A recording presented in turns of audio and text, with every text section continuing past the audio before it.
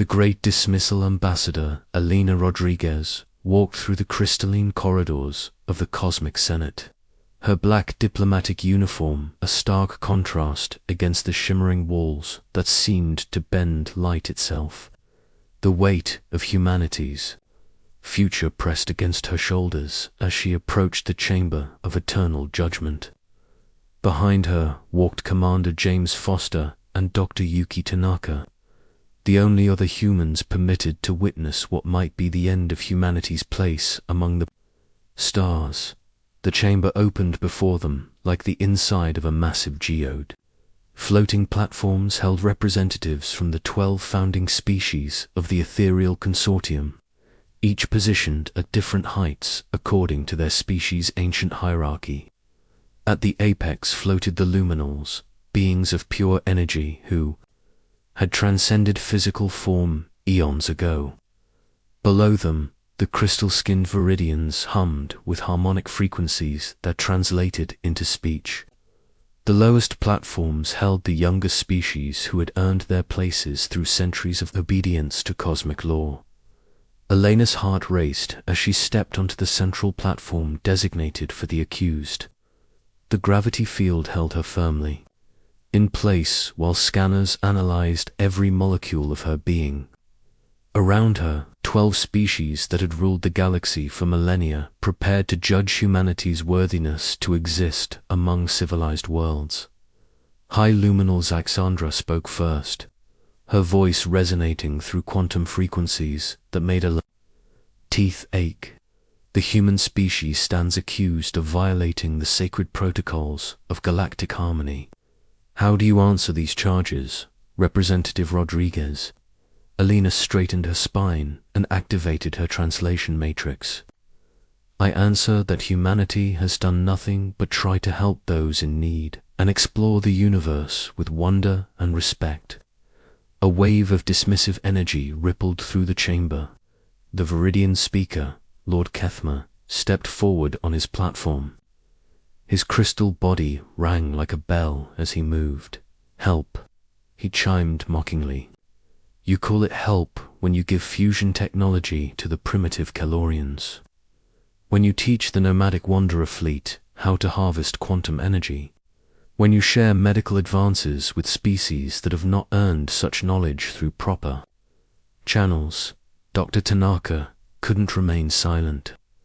The Calorians were dying because their sun was failing. The wanderer fleet was stranded without fuel. Our medical knowledge saved billions of lives from the Crimson Plague that your consortium ignored for decades. The chamber erupted in angry harmonics and energy discharges. Commander Foster stepped protectively closer to his companions as the alien representatives expressed their outrage at being challenged. Silence. The voice of the mechanoid collective cut through the chaos like a blade. Construct Prime Delta 7 extended multiple arms from its cylindrical body, each appendage crackling with suppressed energy. The accused will observe proper protocol. Humans demonstrate precisely the arrogance and disregard for order that justifies these proceedings. Elena raised her hand for permission to speak. If helping dying civilizations is arrogance, then humanity proudly pleads guilty. If sharing knowledge freely instead of hoarding it behind bureaucratic barriers is chaos, then we embrace that chaos. But we reject the charge that we have harmed galactic civilization. We have strengthened it. High Luminal Zixandra pulsed with cold light. Strength comes from order, human. For 50,000 years, the ethereal consortium has maintained peace. Through careful regulation of technology, controlled expansion of species, and proper hierarchy of development. In merely 2 centuries, your species has disrupted treaties, formed unauthorized alliances, and distributed prohibited technologies across 17 sectors. The floating platforms began to arrange themselves in a judgment formation. Elena watched as species after species aligned themselves against humanity. The crystalline viridians, the energy-based luminals, the mechanical constructs, the hive-minded convergence, the gaseous ethereals, the plant-like bloomers, the aquatic deep swimmers, the silicon-based rockborn, the plasma entities called flares, the gravity-manipulating void walkers, the time-sensing chronets, and finally the ancient architects who had built the first galactic civilization. "The evidence is overwhelming," announced architect Prime Valdris, his stone-like features showing no emotion despite being the most humanoid species present. "Humans have established colonies on 200 worlds without proper authorization. They have contacted 47 species not yet approved for galactic integration. They have developed 23 technologies that bypass existing patent restrictions. Most dangerously, they have inspired other species to question established authority structures." Commander Foster stepped forward despite the force fields trying to restrain him. "And what authority gives you the right to determine who can live where, who can talk to whom, or what knowledge can be shared? When did helping others become a crime?" The chronet representative, whose temporal perception allowed it to see multiple timeline possibilities, shifted through several temporal phases before responding. "Authority comes from order, order from hierarchy, hierarchy from the natural evolution of consciousness. Humans seek to compress million-year developmental processes into decades. This creates temporal chaos and dimensional instability." Dr. Tanaka pulled out her tablet, displaying data that projected into the chamber's center. "These graphs show the improvement in living standards, technological advancement, and peaceful cooperation in every system where humans have established presence. Crime rates have dropped 67%. Interspecies conflicts have decreased by 84%. Scientific breakthroughs have increased by 340%. How is this harmful?" The convergent collective spoke through 1,000 voices as one. "Individual improvements matter not when the greater pattern is disrupted. The galaxy functions as an organism. Each species has its role. Some are meant to advance quickly, others slowly. Humans accelerate development beyond sustainable parameters." Alina felt rage building in her chest, but she kept her voice steady. "Sustainable for whom? For species dying of preventable diseases, while you debate for decades whether they deserve help. For civilizations trapped in poverty, while you maintain artificial scarcity to preserve your economic systems. For young species forced to wait centuries for permission to explore beyond their homeworlds." The judgment formation completed itself. 12 platforms surrounded Alina and her companions, each glowing with the energy signature that indicated a species' readiness to vote. The ritual was ancient, formal, and Alina realized, completely predetermined. High luminal, Zixandra S. Energy form brightened to nearly blinding intensity. The ethereal consortium finds the human species guilty of systematic disruption of galactic order. The penalty is complete expulsion from civilized space. All human colonies beyond the Sol system are declared illegal. All treaties and trade agreements are nullified. All humans living outside Earth's solar system must return within 18 standard months or face forcible removal. The voting lights activated one by one. 12 species, 12 votes for expulsion, 0 votes in humanity's favor. Alina felt the weight of 50 million human lives pressing down on her. 50 million people living on 200 worlds, building families, creating communities, exploring the universe with wonder and curiosity. All of it condemned to end because humanity refused to ask permission before helping others. But instead of despair, Alina felt something else rising within her. The same stubborn determination that had driven humans to leave Earth, to survive in hostile environments, to never accept that anything was impossible. "You think you're punishing us," she said, her voice carrying clearly through the massive chamber. "You think you're putting us back in our place, teaching us humility. But you've made a critical error in judgment." The alien representatives watched her with expressions ranging from amusement to contempt. They had heard defiant words from expelled species before. It never changed anything. "Your error," Alina continued, "is assuming that humans need your permission to thrive. You've just given us the greatest gift possible, complete freedom from your rules, your limitations, your small-minded vision of what's possible." Commander Foster stepped beside her. 18 months to evacuate 200 worlds. We'll do it in 12. And when we're gone, you'll realize what you've lost. Dr. Tanaka added her own voice to the defiance. "Every species we've helped will remember who stood by them and who abandoned them. Every breakthrough we've shared will continue benefiting those you've ignored. Every friendship we've built will endure long after your consortium crumbles from its own arrogance." The crystalline doors began closing as the judgment session ended. Alina turned back one final time to address the 12 species that had just made the biggest mistake in galactic history.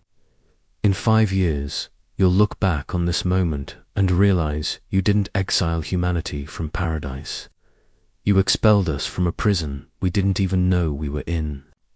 And when we build something better, something that actually serves all life instead of just the privileged few, remember that you had the chance to be part of it. You chose to be obstacles instead."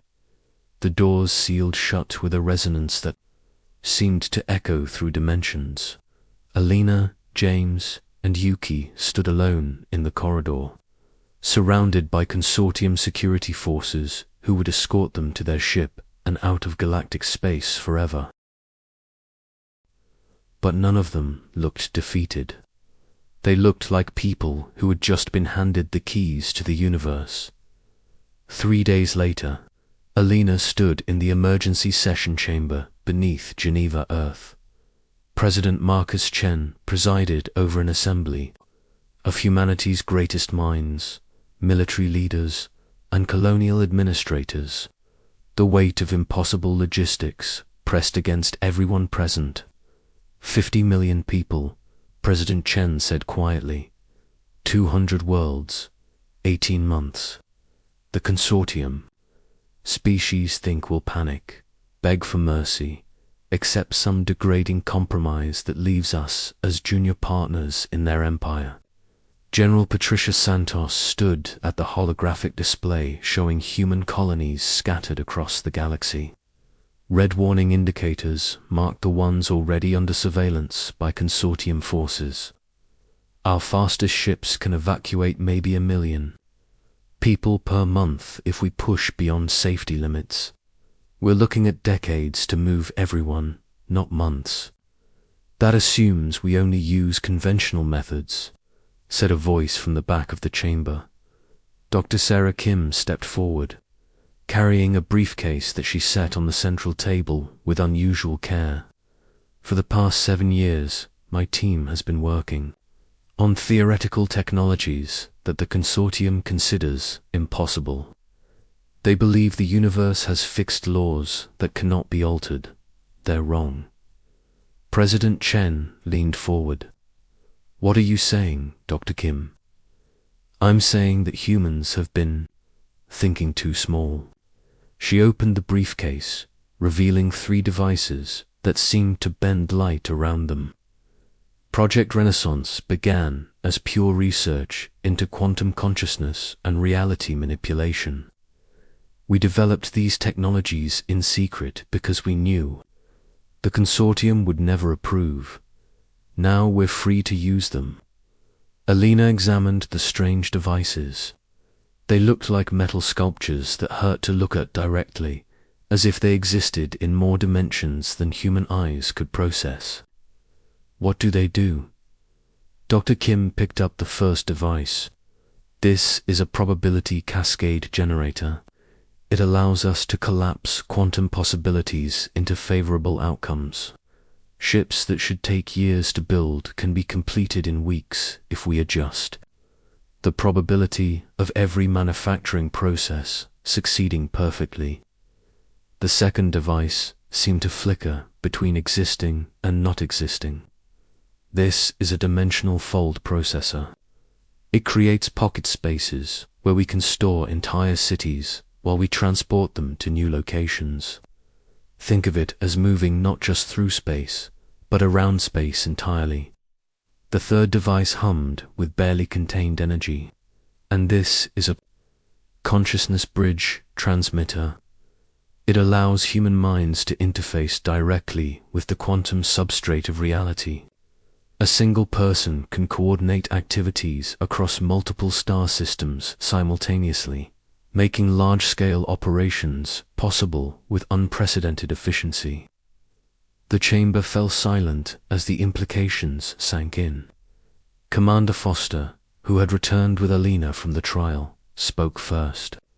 Are you telling us we can evacuate 50 million people using technologies that break the laws of physics? I'm telling you that the laws of physics are much more flexible than anyone realized, Dr. Kim replied. The consortium species have been following the same technological paths for 50,000 years, because they're afraid to experiment with fundamental reality. Humans aren't. President Chen stood and walked to the window overlooking Lake Geneva. The city below buzzed with refugees from the first evacuated colonies, people who had lost their homes because humanity dared to help others. How long to implement these technologies? The manufacturing systems are already in place, Dr. Kim said. We've been secretly building the infrastructure for 3 years, expecting that someday we might need alternatives to consortium-approved technology.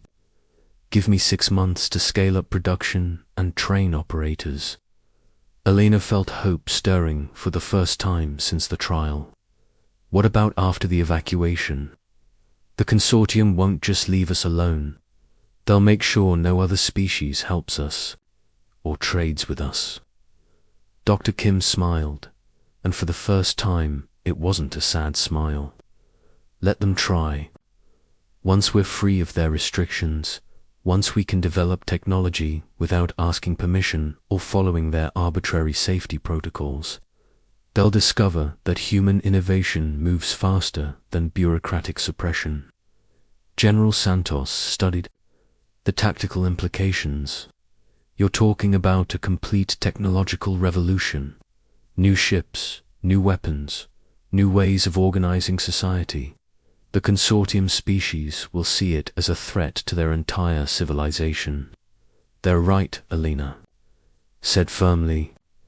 It will be a threat to any civilization built on hoarding knowledge, restricting development, and maintaining artificial hierarchies. And that's exactly what the galaxy needs. President Chen turned back to the assembly. Then it's decided.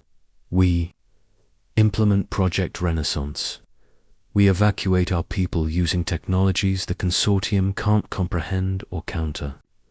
And then we show the galaxy what human civilization looks like when it's not constrained by the fears and limitations of species who stopped growing 50,000 years ago. Dr. Kim began connecting her devices to the chamber's computer systems. There's one more thing. The species we've helped over the years, the ones the consortium is pressuring to cut ties with us. When they see what we can accomplish with true freedom, many of them will want to join us. Alina nodded, thinking of the Calorians whose dying Sun humans had reignited, the Wanderer fleet whose ships now sailed between stars on human-designed engines, the countless worlds where human medicine had ended plagues and human technology had ended scarcity. Then we won't just be evacuating 50 million humans, she said. We'll be starting a migration that reshapes galactic civilization. The consortium thinks they're getting rid of a troublesome species. Instead, they're about to discover what happens when you try to cage the most adaptable, creative, and stubborn species in the galaxy. The devices hummed to life, beginning calculations that would bend reality itself to human will. 18 months to evacuate 200 worlds had seemed impossible under normal physics. But humans had never been particularly interested in normal. The human renaissance 5 years after the Great Expulsion. Scout Captain Nick Serra of the Viridian Exploration Corps received the most disturbing report of her long career. Her crystal body resonated with confusion as she read the data from the probe she had sent to investigate rumors of illegal human activity in the supposedly empty Kepler void. The probe had found 17 star systems that weren't supposed to exist. Nick stood in her ship's command center, surrounded by the harmonic technology that had served the Viridians for millennia. Her crew of junior officers hummed nervously as they tried to interpret readings that made no sense according to established physics. "Captain," chimed Lieutenant Vextel, "the probe's quantum sensors indicate massive stellar engineering projects in systems that our charts show as containing only dead stars and asteroid fields.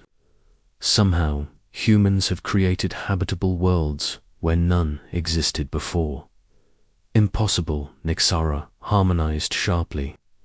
"The energy requirements alone would exceed the output of entire galactic sectors, and our long-range sensors show no human presence." In this region, Senior Navigator Calandra approached the central display, her crystalline fingers dancing across harmonic interfaces. "Captain, I've analyzed the probe's trajectory data. These systems aren't hidden from our sensors because of stealth technology. They're existing in slightly shifted dimensional space, occupying the same coordinates as empty space, but displaced along axes our instruments can't measure." Nixara felt discordant notes creeping into her harmonic patterns. The implications were staggering. If humans had developed dimensional displacement technology, everything the consortium understood about galactic geography was obsolete.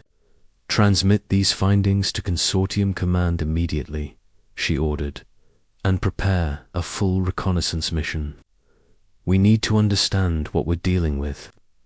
3 days later, Admiral Dexmore of the Consortium Defense Fleet stood before the Emergency Council in a chamber that hadn't been used for crisis sessions in over 1,000 years.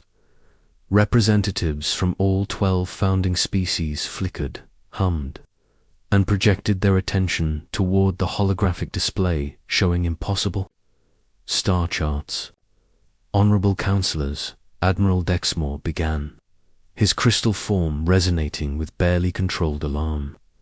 "We have confirmed the existence of 47 human settlements in locations that should be uninhabitable or inaccessible. They have not merely survived their expulsion from civilized space. They have developed technologies that bypass fundamental laws of physics. High luminal, Zixandra pulsed with skeptical energy. Elaborate on these supposed impossibilities, Admiral." The star chart zoomed in on a system designated Kepler-4 for 2b.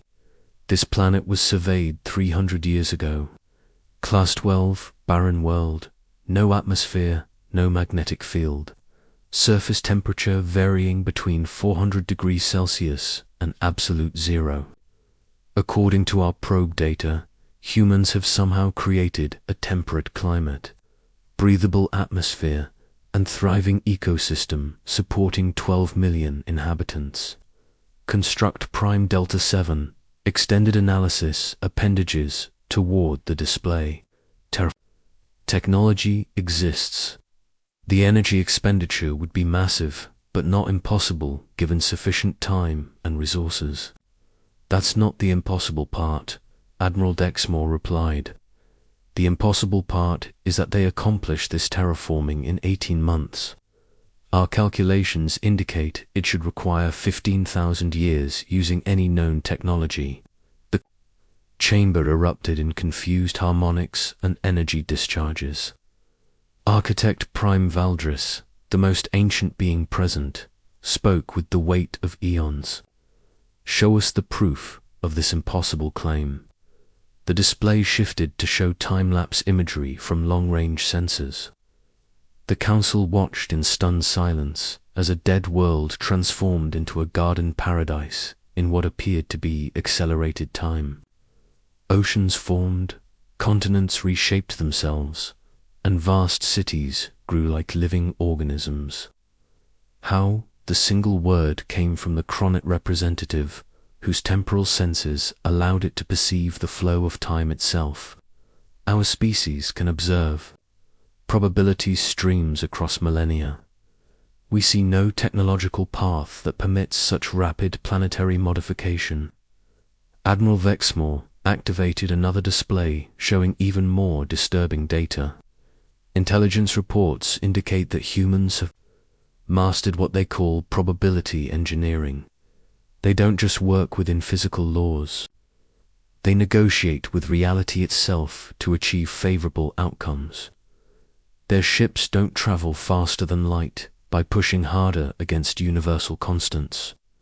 They convince the universe that distance isn't as important as it used to be.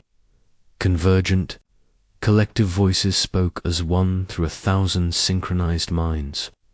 This represents existential threat to ordered civilization. If humans can alter fundamental reality through will and technology, what prevents them from reshaping entire galactic structure? Nothing, admitted Admiral Dexmore, which brings us to the second part of this report. They're not keeping these technologies to themselves. The display now showed a map of the galaxy with spreading patterns of unusual activity. 37 species that we classified as primitive or contained have suddenly begun exhibiting technological capabilities, centuries ahead of their previous development. The Calorians, whose dying sun humans reignited 5 years ago, are now powering stellar engines that move entire star systems. The Wanderer fleet has grown from a few hundred nomadic ships to a mobile civilization of 50 million beings exploring previously unreachable regions of space. Dr. Yuki Tanaka's voice cut through the council chamber with unexpected clarity. The human scientist stood on a quantum communication platform that shouldn't have been able to penetrate consortium security systems. Honorable counselors, she said with a smile that somehow conveyed both respect and pity, we've been trying to contact you for months. Since you seem unable to reach us through normal channels, we've taken the liberty of establishing this direct connection. Chaos erupted. In the chamber, security systems that had protected the consortium's highest levels of government for millennia failed to prevent a simple human transmission. Force fields flickered, harmonic dampeners overloaded, and quantum encryption systems reported that they were no longer able to determine what constituted unauthorized access. High luminal. Zixandra blazed with indignation. This intrusion violates every treaty and protocol of civilized discourse. How did you penetrate our most secure facilities? We asked nicely, Dr. Tanaka replied. It turns out that when you stop treating the universe as a rigid set of limitations and start treating it as a collaborative partner, amazing things become possible. Your security systems were designed to keep out beings who follow the old rules. We don't follow those rules anymore. Construct Prime Delta 7 extended multiple scanner appendages toward the projection. Impossible. Our quantum barriers are maintained by 11 dimensions of encrypted energy matrices. No known technology can circumvent such protection. No known consortium technology Dr. Tanaka corrected gently. But human technology stopped being bound by consortium knowledge the day you expelled us from your rigid little civilization.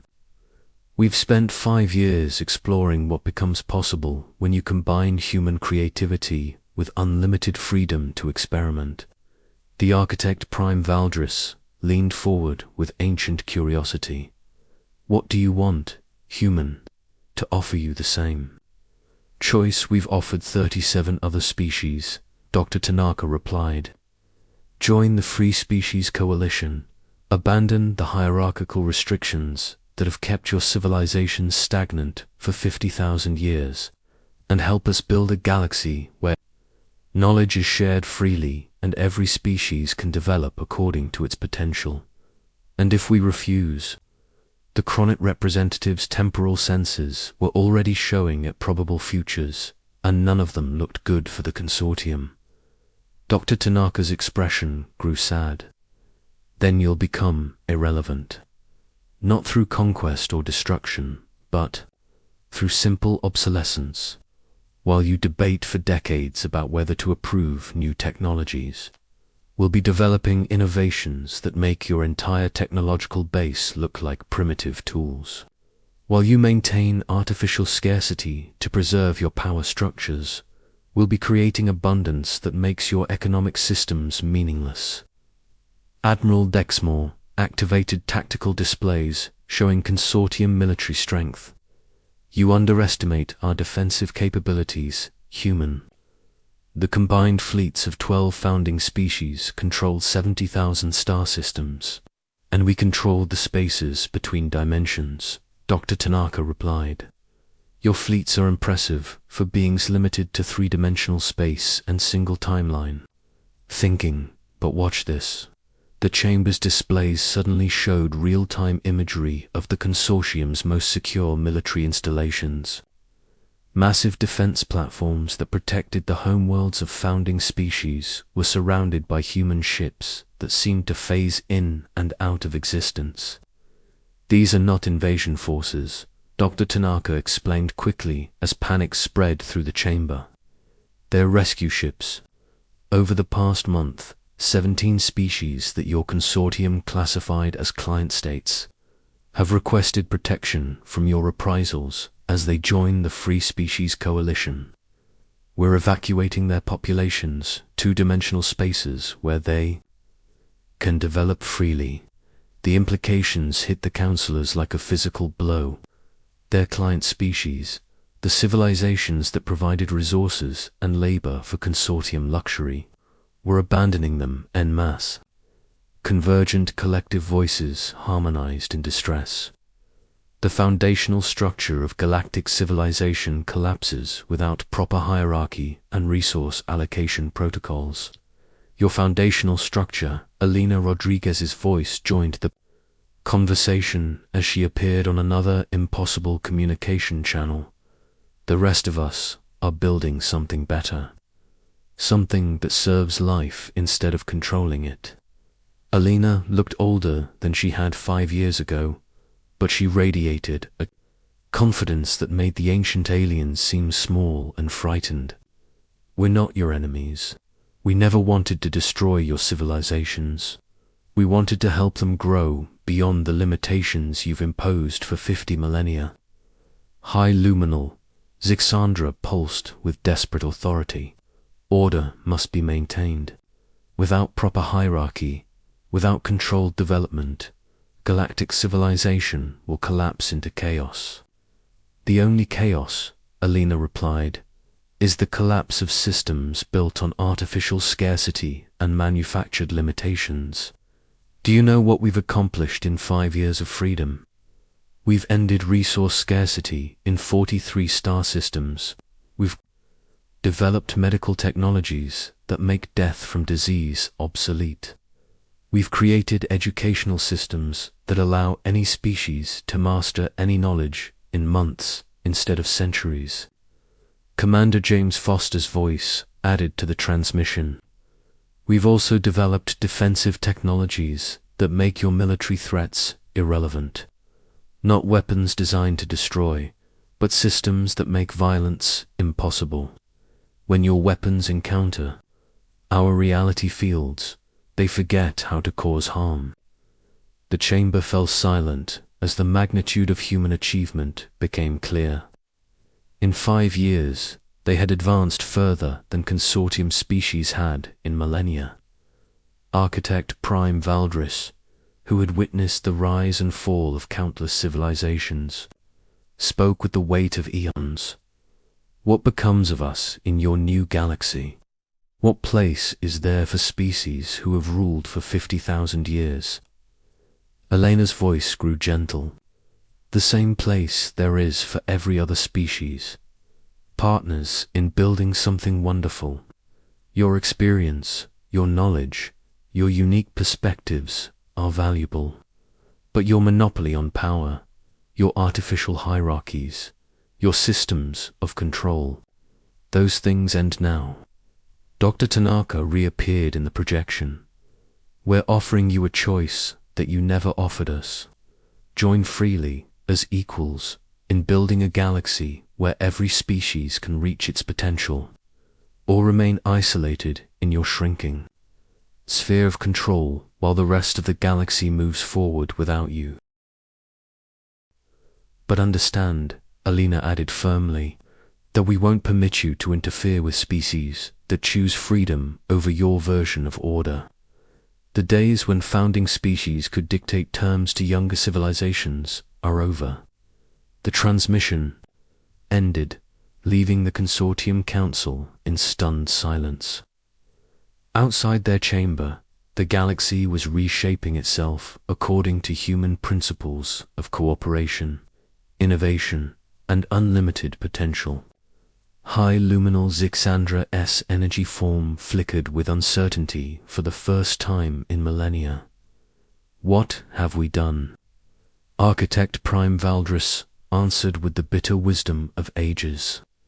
We expelled the most dangerous species in the galaxy, not dangerous because they were violent or destructive, but dangerous because they refused to accept that anything was impossible.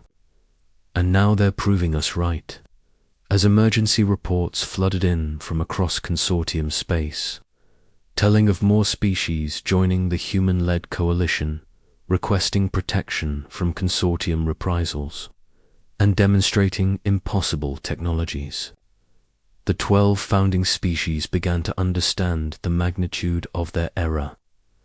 They had tried to cage humanity's potential and had instead unleashed it upon a galaxy that had been starving for change. They had meant to preserve their ancient order, and had instead created the catalyst for its transformation. In the depths of space, aboard ships that existed in 17 dimensions simultaneously, 50 million humans and their billions of new allies worked together to build the galaxy that should have existed all along. A galaxy where knowledge was shared freely, where every species could grow according to its dreams, and where the only limits were the ones you imposed on yourself. The consortium had expelled humanity from paradise, but paradise, it turned out, had been a prison all along. And now the prisoners were free, building something far better than their former captors had ever imagined possible. The galaxy would never be the same, and for the first time in 50,000 years, that was exactly what it needed.